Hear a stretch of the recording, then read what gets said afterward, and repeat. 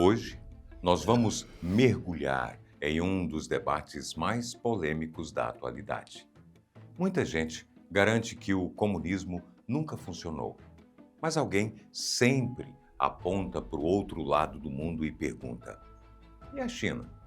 Como um país governado por um partido comunista virou a segunda maior economia do planeta e tirou milhões da miséria? Será que encontraram a fórmula?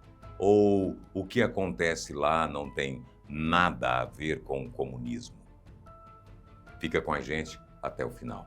E já aproveita para se inscrever aqui no canal e nos ajudar a bater a meta de 10 milhões de inscritos.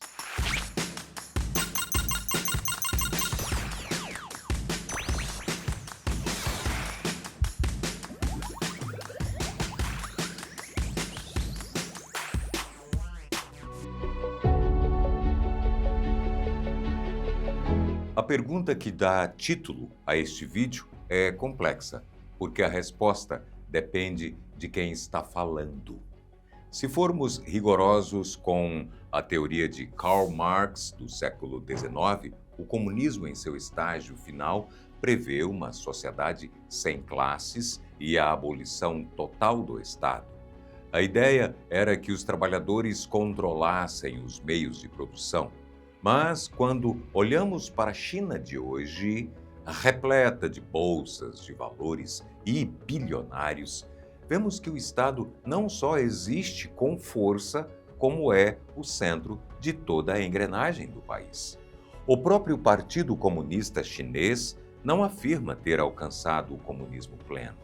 Eles definem o momento atual como o estágio primário do socialismo, adotando um modelo que batizaram de socialismo com características chinesas. Por outro lado, a maioria dos economistas ocidentais olha para o lucro das empresas e classifica o modelo como capitalismo de Estado. O governo chinês rejeita esses rótulos ocidentais com veemência. Tentar encaixar a China nas caixinhas tradicionais da Guerra Fria é um erro. O que existe lá é um experimento laboratorial único, em escala continental, misturando o controle político centralizado com o motor de geração de riqueza do livre mercado.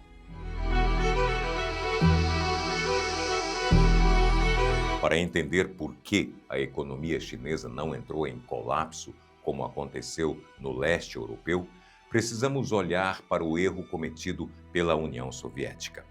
E foi exatamente esse erro que a liderança chinesa estudou nos mínimos detalhes para nunca repetir. O modelo soviético tentava planificar burocraticamente tudo na economia, incluindo bens de consumo. Em Moscou, comitês tentavam decidir com anos de antecedência quantas geladeiras ou pares de sapatos seriam fabricados. Como é impossível prever a demanda real de milhões de pessoas, eles erravam muito. O sistema soviético foi eficiente para construir infraestrutura pesada, grandes usinas e até mandar o homem ao espaço. A própria Cuba, seguindo o mesmo modelo, ficou reconhecida mundialmente pela qualidade do seu sistema de saúde, mas o sistema fracassou na produção do dia a dia. As pessoas tinham acesso a hospitais de ponta e educação de excelência, mas enfrentavam filas enormes para comprar um pedaço de carne ou uma calça jeans, sem opção de escolha. Essa escassez gerou uma insatisfação gigantesca, que foi minando o sistema até implodir a União Soviética nos anos 90. A China assistiu a essa queda de perto e tomou uma decisão. Ou mudavam a rota da economia, ou o fim seria exatamente o mesmo.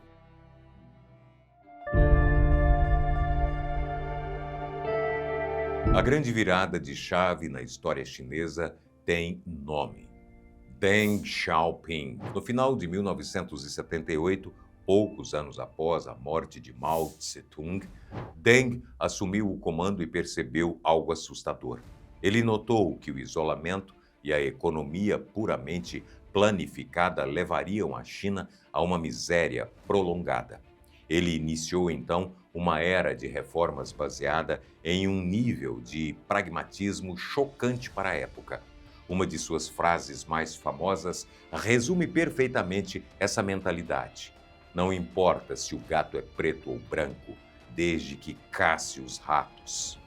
Com essa visão, Deng Xiaoping abriu as portas do país para o lucro, para o investimento estrangeiro e para o livre empreendedorismo. Mas ele fez isso de forma calculada, sem abrir mão do controle político do Partido Comunista. A lógica implementada era brilhante. O mercado e o dinheiro são ferramentas, não uma ideologia. Elas podem construir o socialismo chinês da mesma forma que servem ao capitalismo, dependendo de quem segura as rédeas do Estado. Essa mudança permitiu que a China crescesse em ritmo frenético, integrando-se ao mercado global e gerando riqueza em escala inédita, tudo mantendo o mesmo regime no poder.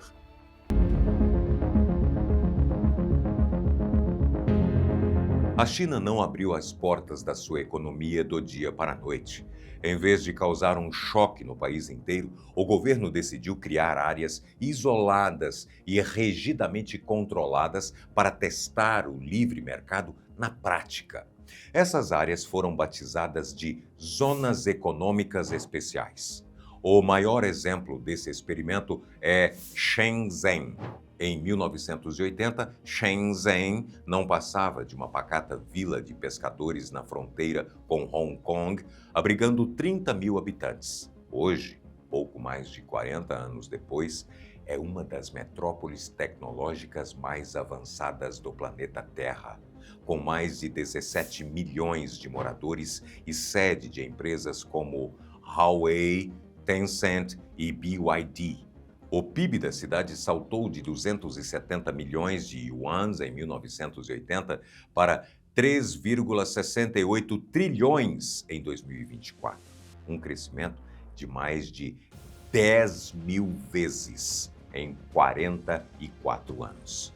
Foi dentro desses laboratórios que o dinheiro estrangeiro começou a entrar sem medo, que fábricas se multiplicaram e a burocracia chinesa aprendeu como atrair capital e competir globalmente. Quando o modelo se mostrou rentável e politicamente seguro, as reformas foram expandidas aos poucos para o resto do país. Esse gradualismo é o oposto da desastrosa terapia de choque adotada pela Rússia nos anos 90, que privatizou tudo de uma vez. A paciência metódica em testar pequeno e expandir depois foi o grande segredo chinês.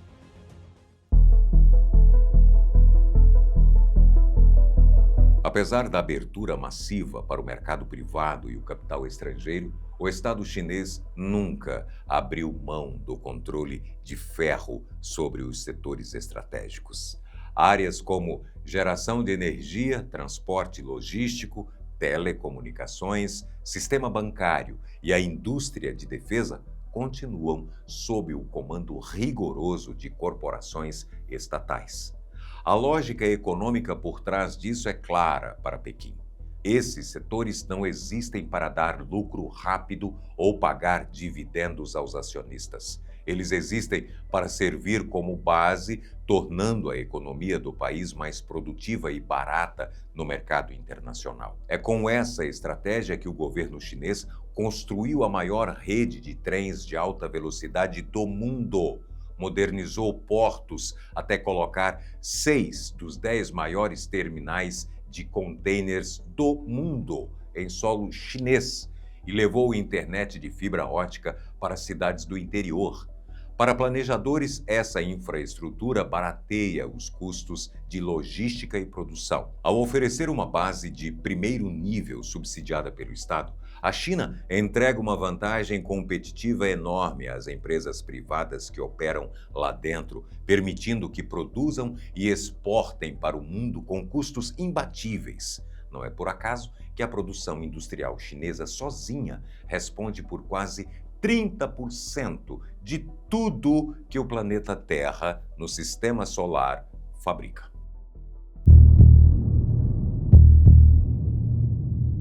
Enquanto o Estado chinês cuida de construir rodovias e administrar os bancos, a dinâmica muda radicalmente quando olhamos para a ponta do consumo. Nesse terreno, o governo liberou as amarras e permitiu que as empresas privadas competissem de forma feroz pelos bolsos dos consumidores. Falamos de mercados gigantescos como tecnologia, moda, alimentação, aplicativos, carros elétricos e comércio eletrônico. E a intensidade dessa competição é difícil de imaginar. Só no setor de veículos elétricos, a China tem centenas de fabricantes disputando o mercado, enquanto no Ocidente, o setor é dominado por um punhado de montadoras gigantes. O resultado dessa liberação foi uma economia interna absurdamente ágil, com milhões de empresas disputando cada milímetro de mercado. Hoje, os números impressionam. O setor privado já responde por quase 60% do produto interno bruto chinês, garante 80% dos empregos urbanos e é responsável por 90% dos novos postos de trabalho. Com essa divisão clara, onde o Estado cuida da infraestrutura e o setor privado domina o varejo e a inovação, a China alcançou o que a União Soviética não conseguiu: prateleiras cheias, infinitas opções de marcas e a formação de uma classe média consumidora que hoje já ultrapassa os 400 milhões de pessoas.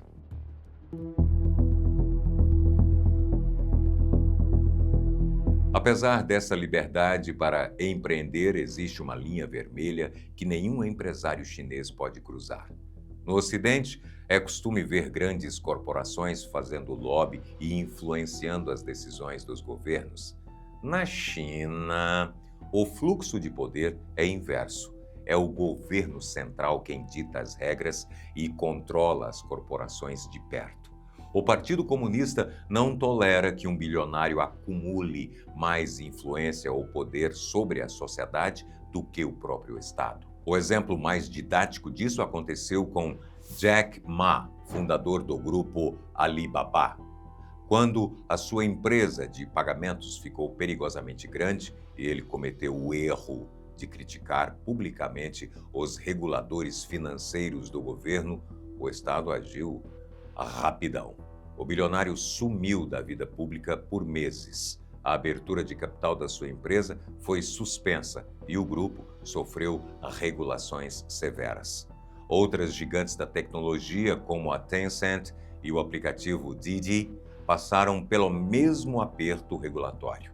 A justificativa oficial é que a concorrência fragmentada é muito mais saudável do que deixar meia dúzia de monopólios ditar regras. Mas, na prática, essa caçada aos monopólios privados é uma demonstração clara de poder político, avisando a todos que o partido sempre terá a última palavra.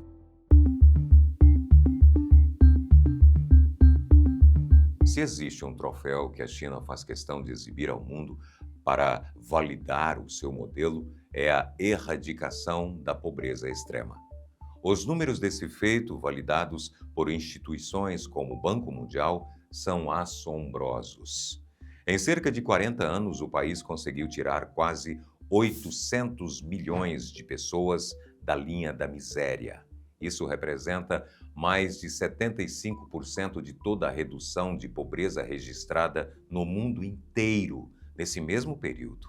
A taxa de pobreza extrema na China, que atingia 88% da população em 1981, despencou para praticamente zero nesta década. Trata-se do caso mais rápido e massivo de ascensão social da história moderna.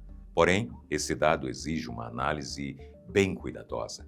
A métrica de pobreza utilizada pelo Banco Mundial para esse cálculo é a de ganhos de $1,90 por dia. Essa é a régua que economistas independentes criticam por ser baixa demais para medir o que realmente significa ter dignidade no mundo urbano de hoje. Na prática, embora o avanço seja inegável e as pessoas não passem fome, uma enorme parcela da população que oficialmente saiu da pobreza continua em condições de vulnerabilidade financeira, equilibrando as contas no limite. O feito chinês é real, monumental e sim, é histórico. Mas a situação social da população é muito mais complexa e frágil do que as manchetes oficiais sugerem.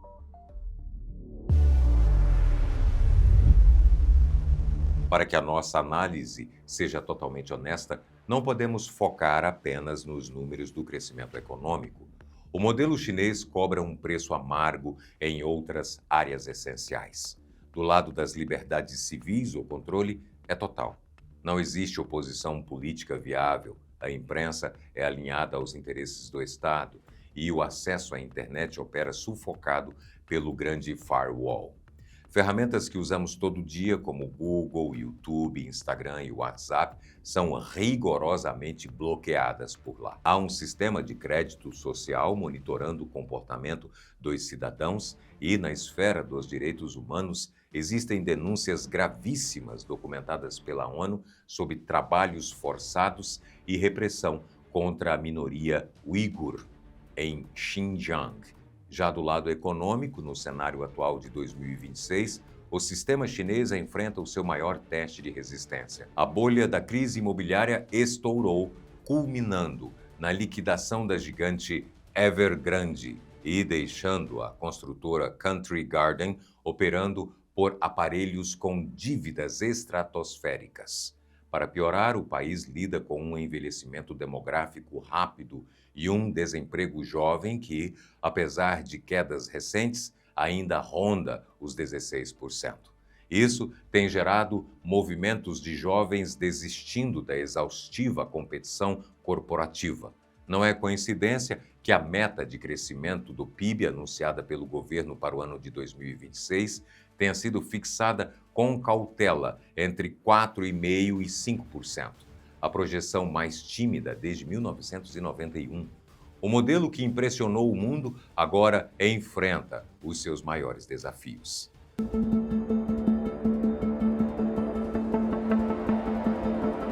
Antes de entregarmos a resposta final, um convite rápido.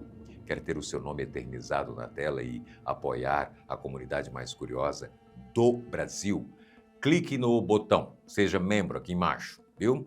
Seu apoio é o que mantém esse nível de pesquisa vivo aqui no nosso canal. Indo direto ao ponto, a China é a prova de que o comunismo deu certo? A resposta mais honesta é que isso depende do que você entende por dar certo e de como define o comunismo. Se o critério for tirar centenas de milhões de pessoas da miséria e transformar uma nação atrasada em uma potência industrial em apenas 4 décadas, então o modelo de Pequim funcionou de maneira notável. Mas se o critério de sucesso exige garantias de liberdade de expressão, imprensa livre e respeito aos direitos humanos, nos moldes das nações desenvolvidas do Ocidente, a resposta é um sonoro não. A verdade livre de ideologias é que a ascensão chinesa não prova o sucesso do comunismo teórico descrito por Karl Marx, pelo simples motivo de que a China não pratica esse comunismo em sua economia há décadas. O Ocidente classifica o país como um capitalismo de Estado, enquanto Pequim afirma viver o socialismo de mercado. A realidade está numa zona cinzenta. Os chineses construíram na base da tentativa e erro um modelo híbrido e pragmático, sem equivalente na história moderna. E talvez a principal lição que a China deixe seja exatamente essa. No tabuleiro da geopolítica, o pragmatismo e o resultado pesam mais que qualquer ideologia. Eles optaram por aprimorar o que funciona para gerar riqueza, independentemente do nome que o mundo decida dar. Qual a sua opinião sincera sobre esse sistema complexo que a China construiu?